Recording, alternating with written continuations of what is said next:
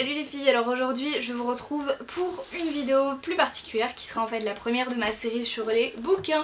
Donc je n'ai pas encore trouvé de nom mais vous allez le voir dans la vidéo sans doute, enfin dans le titre juste en dessous, et comme ça je pourrai le dire dans la prochaine vidéo. Alors je commence aujourd'hui avec la saga Les Vampires à Manhattan. Alors en fait c'est surtout les vampires machin là, non en fait...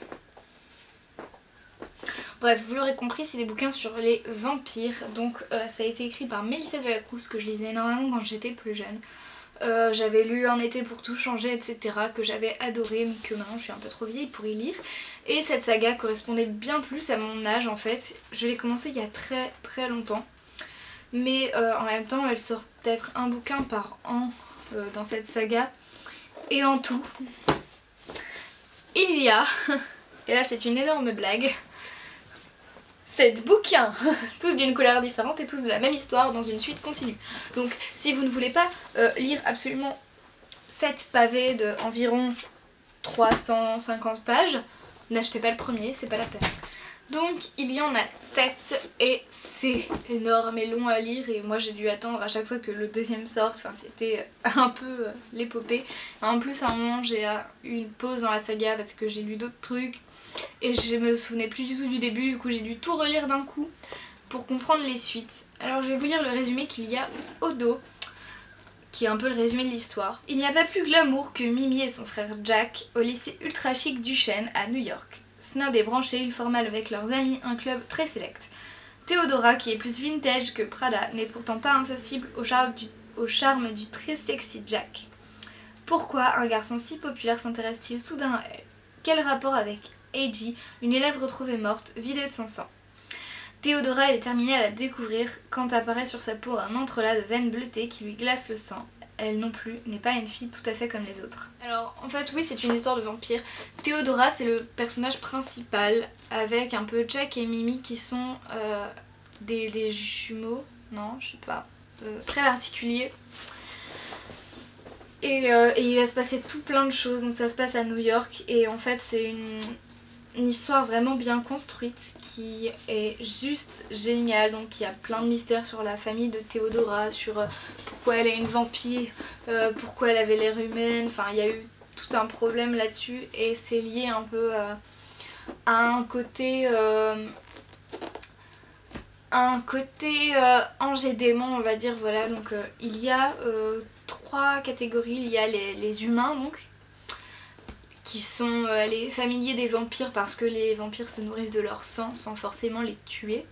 Donc il y a les sangs bleus, en gros c'est les gentils vampires, et les sangs d'argent, et ça en gros c'est les mauvais vampires on va dire. Mais bien sûr il y a des sangs bleus qui trahissent, enfin bref c'est très complexe. Et il y a toute une histoire sur l'ange Gabriel, etc. et c'est génial.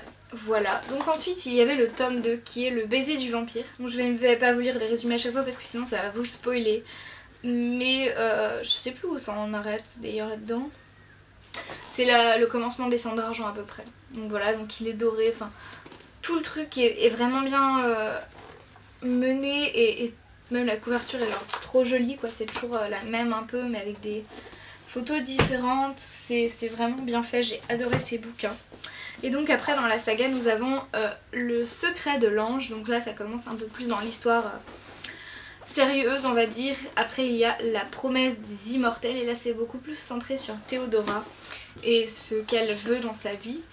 Nous avons les sangs d'argent, donc en fait les miens ne sont pas dans l'ordre dans la pile, donc je vais vous donner l'ordre exact. Donc ça commence par les vampires de Manhattan, les sangs bleus, les sangs d'argent, le baiser du vampire, le secret de l'ange, la promesse des immortels et les portes du paradis, qui est le dernier tome. Voilà, donc les sangs bleus ressemblent à ça. Et le reste du coup vous l'avez vu. Donc voilà, c'est une saga que j'ai particulièrement aimée et que je garde. Voilà, il y a quelques rares bouquins qui continuent de remplir ma bibliothèque et même si je les ai lus 30 milliards de fois, je les garde. Et après il y a aussi le fait que je n'ai toujours pas fini celui-là parce que je me suis aussi arrêtée à un moment où c'était pas le bon moment. Et du coup en fait il faudrait que je relise tout pour bien comprendre et bien me remémorer le truc. Mais du coup voilà, je me suis un peu roulée aussi, mais je vais essayer de m'y remettre bientôt. Donc voilà, c'est tout pour cette première saga. Et j'espère vraiment que ça vous aura plu. Alors pour information, chaque bouquin est au prix de 13,50 €. Ce qui fait assez cher la saga de 7 livres, mais si vous les achetez pas tout d'un coup et que vous les achetez progressivement quand ils sortent, allez, on va dire que ça fait 13,50 € par an. Bon, moi quand je les ai achetés ça allait, hein, franchement on m'en a offert, etc. Mais voilà, c'est une excellente saga à offrir aux jeunes, voilà, notamment à ceux qui aiment lire, et les trucs de vampires c'est assez dans l'air du temps, on va dire. Donc c'est vraiment intéressant et c'est vraiment bien fait, ça change des histoires de vampires où genre ça tient pas debout, genre les trucs un peu trop à la Twilight, où genre tout est centré sur son histoire d'amour. Là il y a vraiment pas que ça, et même si c'est un peu centré sur l'histoire d'amour, il y a beaucoup de choses autour qui rajoutent de l'histoire et qui étoffent le tout. Et les bouquins sont vraiment bien écrits, moi j'ai beaucoup aimé lire Melissa de la Cruz, donc voilà. De même, si vous aimez bien cet auteur, et je vous parlais de Un été pour tout changer tout à l'heure, c'était une saga de 4 bouquins qui traitait plus des filles un peu âgées, mûres on va dire, mais qu'il faut lire très tôt, genre quand on a à peu près 16-17 ans, parce qu'après en fait ça ne vous intéresse plus tant que ça et le livre perd de son intérêt, et c'est dommage parce qu'il était très bien.